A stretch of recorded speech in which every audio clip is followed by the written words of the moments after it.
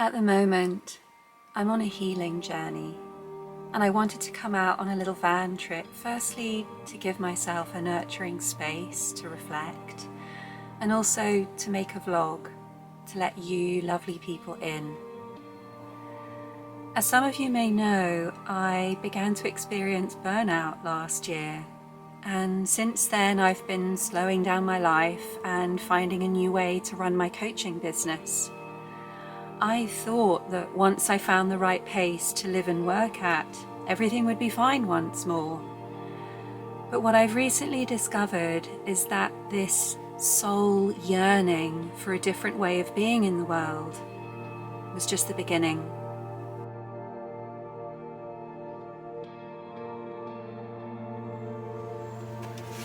I recently took 3 weeks vacation, during which time I really began to realize that I was cut off from my body.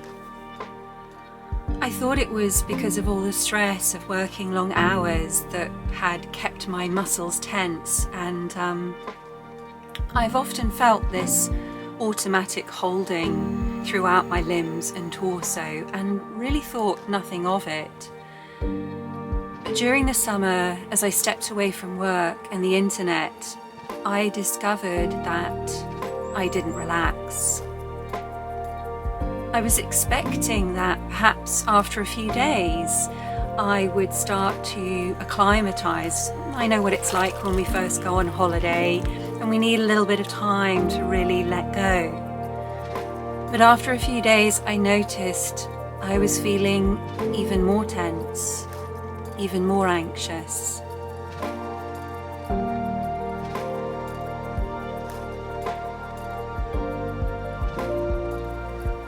I made 2 discoveries that explained this. The first happened when I went to a breathwork festival and had a profound experience that revealed I was suffering from what I've come to call a womb and birth trauma, and I will be sharing a lot more about this in another video.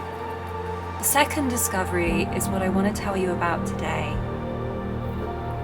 There's a quote by Peter Levine that I have found really helpful in my journey. Trauma is not what happens to us, but what we hold inside us in the absence of an empathetic witness. It has become clear to me that the reason my body was so tense was because it kept me numb and prevented me from feeling the full force of the sensations within me that I now know I had tried to express as a child but had been dismissed. My healing journey is about being able to deal with these experiences within me now that I'm no longer unconsciously suppressing them, and to recover from the trauma of an upbringing that was on one hand incredibly privileged and on the other entirely lacking in empathy.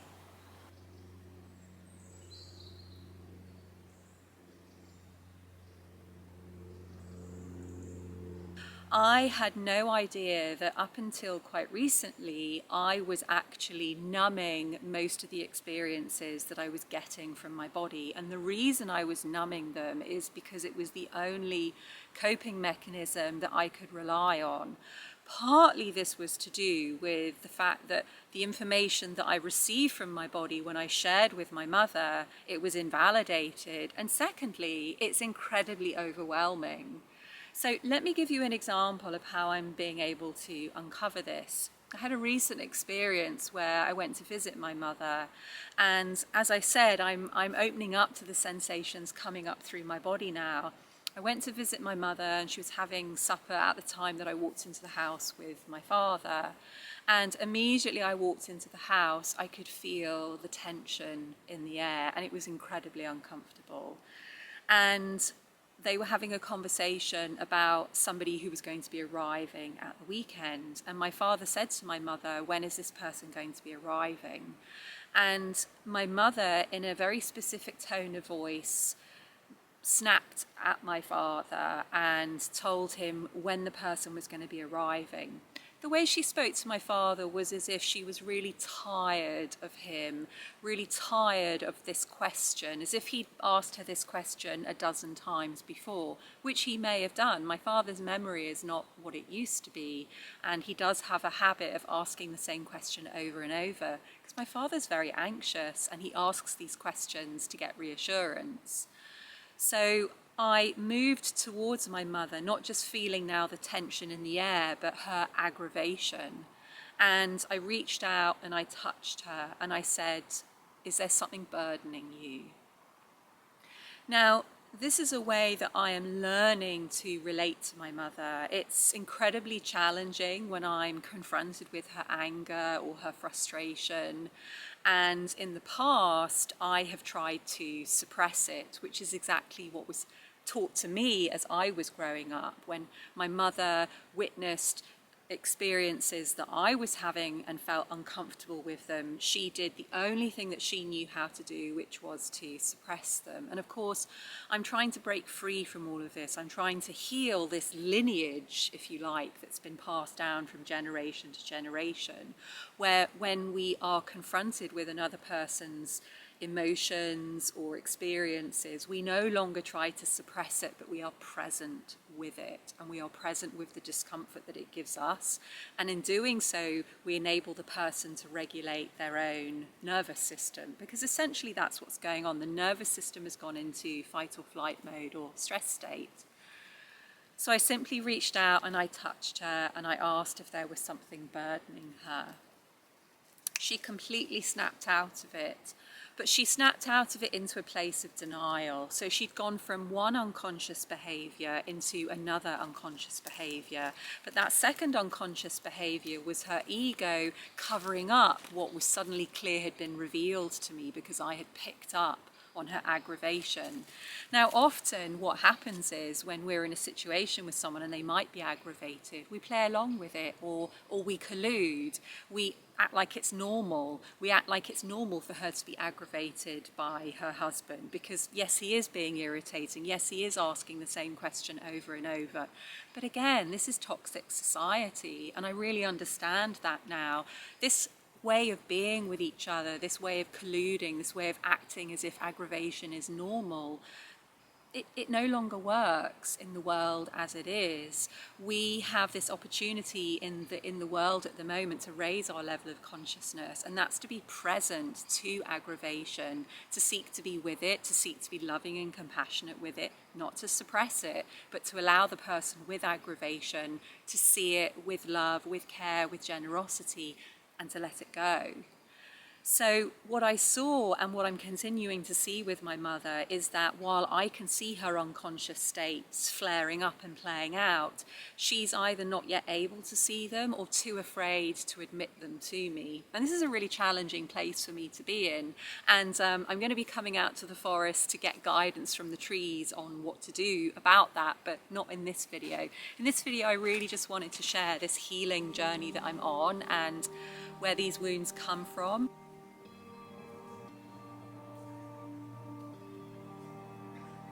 We have the capacity now to be conscious of what's within us, and through that heal not just ourselves, but the generation that has come before us, and also the generations that will come after us. I feel hugely grateful that I'm able to be as conscious as I am to what's going on with me, but also to be able to provide that consciousness for my parents too. I made a really big change in my life. Again, if you've been following these videos, you'll know that I sold my house and I bought a van, and I've got a plan of buying a forest. But part of selling that house has involved a relocation. And actually what I've done is I've relocated, and I'm in a rental property really near my parents. And so what that means is I'm close enough to be able to look after them as they come into their old age.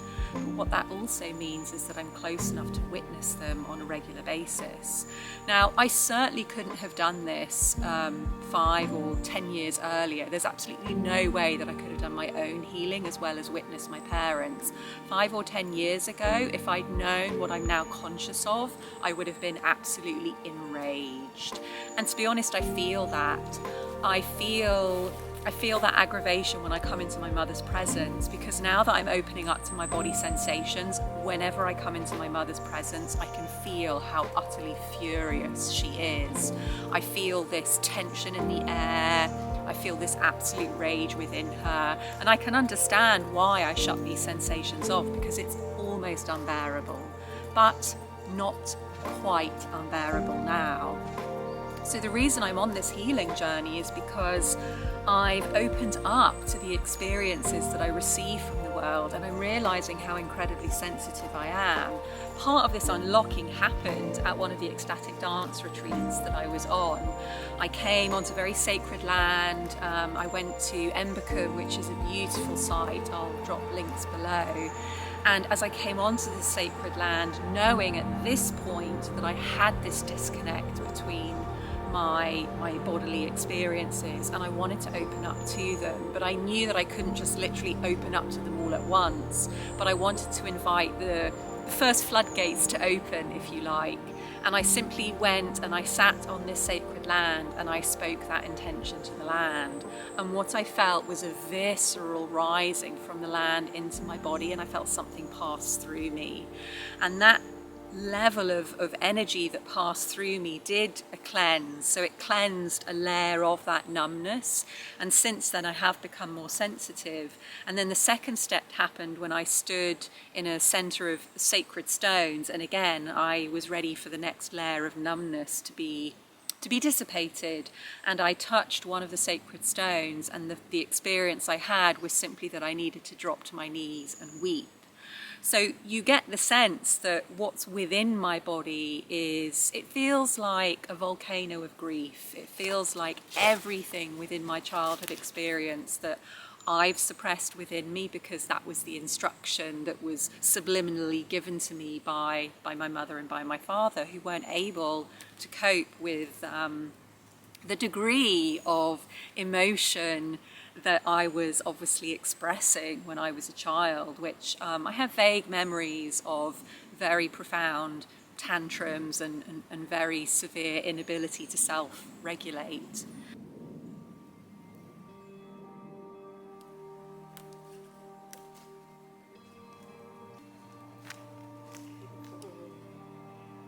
I'm incredibly sensitive now, and I know that the only thing I can do is commit to this healing journey. It's essentially like I've opened all of these doors to places within me that have been not just shut and not just locked, but entirely forgotten about. And I can't simply close the door, lock them and forget about them again. And I can see that there is a part of me that wants to do that. There's a voice in my head that says, well, your holiday's over, you've got to get back to work now. There isn't time to do this healing journey.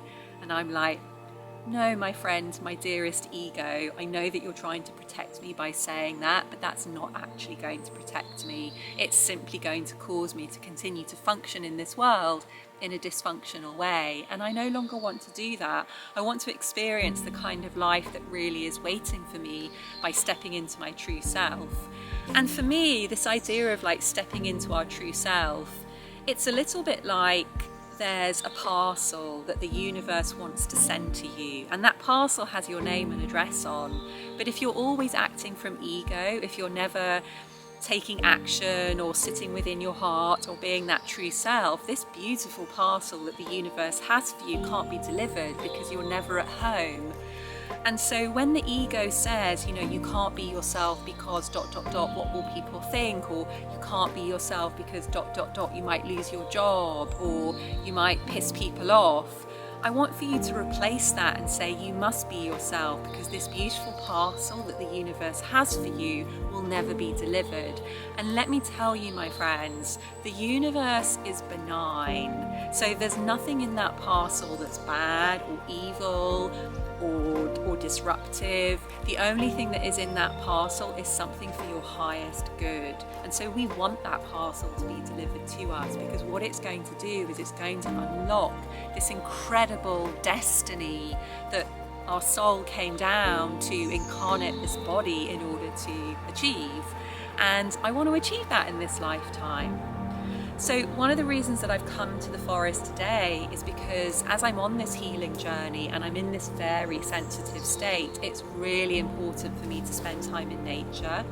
As I shared right at the start, what I'm receiving from trees at the moment isn't so much wisdom or downloads, but simply presence. And that is so incredibly healing because they are literally just witnessing my state. And in witnessing my state, they're enabling me to be comfortable with it. Because let me tell you, as I've unlocked sensation into my body, what I'm experiencing from my state is a sense of like, oh God, this is really uncomfortable and I want to run. But when I come and sit with the tree, I sense like, well, the tree's okay with how I am, and that's helping me to essentially reconfigure so that I can be okay with how I am.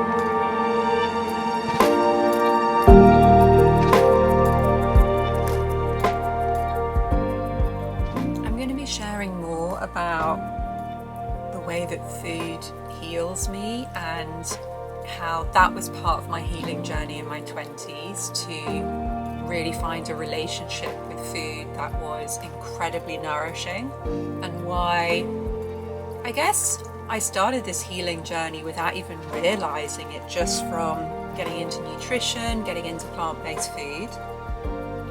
But what I do want to say just today is how nourishing I find it just pulling up the van in the forest and making a really simple supper. There's something about the silence, there's something about just listening to the bird song, being on my own, well, obviously with Sam as well, that I find incredibly healing. So I'm going to enjoy my supper and then again just really wind down tonight, really gearing up for a really beautiful healing morning. I'm going to be doing some amazing, lovely, nurturing practices. Right now, it's all about calming my nervous system and really loving and being present with myself and witnessing everything that is arising through my body, allowing it to pass through me, and really reminding myself that I am safe and that I am loved and that I am perfect just the way that I am.